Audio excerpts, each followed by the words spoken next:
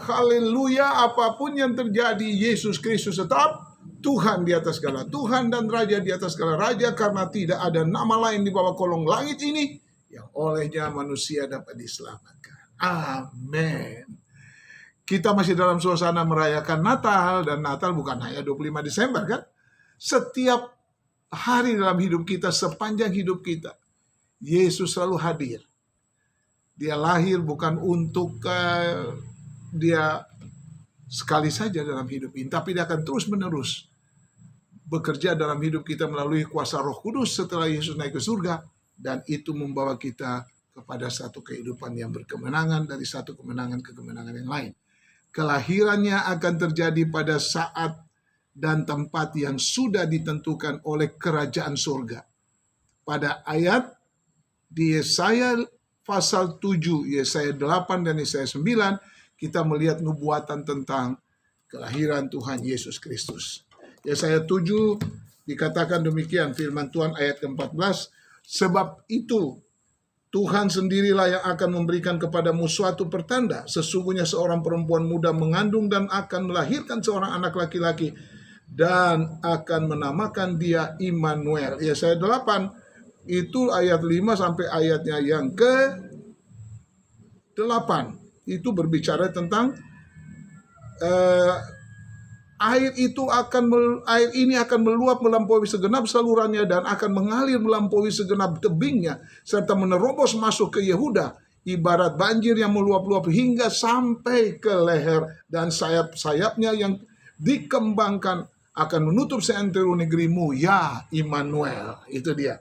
Yesaya 8 ayat 8 dan Yesaya 9 pada ayatnya yang ke-5 dikatakan demikian. Sebab seorang anak telah lahir untuk kita, seorang putra telah diberikan untuk kita, lambang pemerintahannya ada di atas bahunya, dan namanya disebut orang penasihat ajaib, Allah yang perkasa, Bapa yang kekal, Raja damai.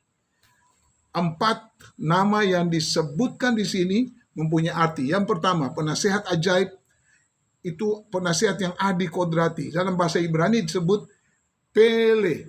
Ya, ini bukan pemain sepak bola.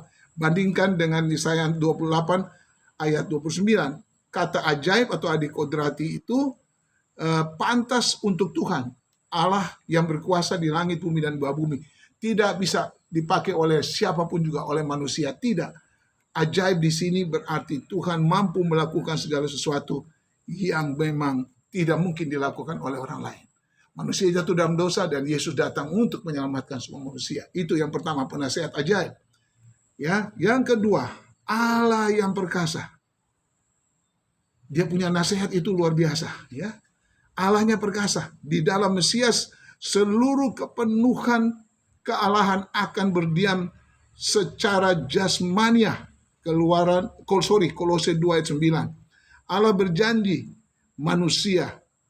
Allah menjadi manusia, artinya menyelesaikan dosa dan terus berjalan dengan semua orang percaya sampai kekekalan. Itu dia Allah yang perkasa.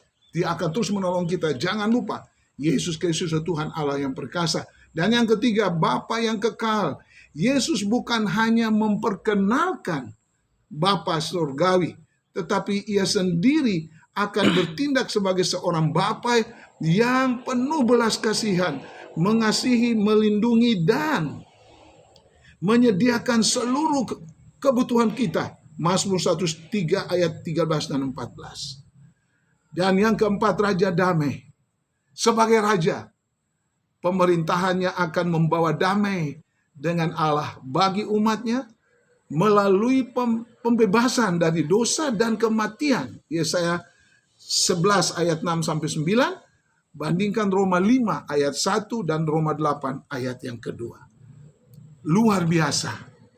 Penasehat ajaib, Allah yang perkasa. Teman saya Robert dan Lea menulis lagu yang indah sekali. Nubuatan tentang kelahiran Mesias Yesus Kristus. Seorang anaklah lahir untuk kita, seorang putera diberikan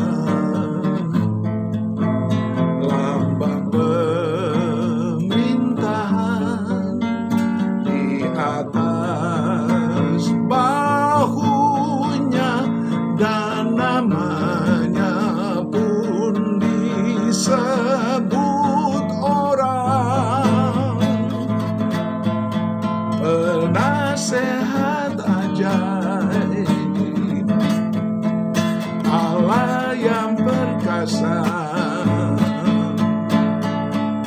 Bapa yang kekal, Raja damai, sambutlah Dia, Yesus Tuhan, Juru Selamat dunia.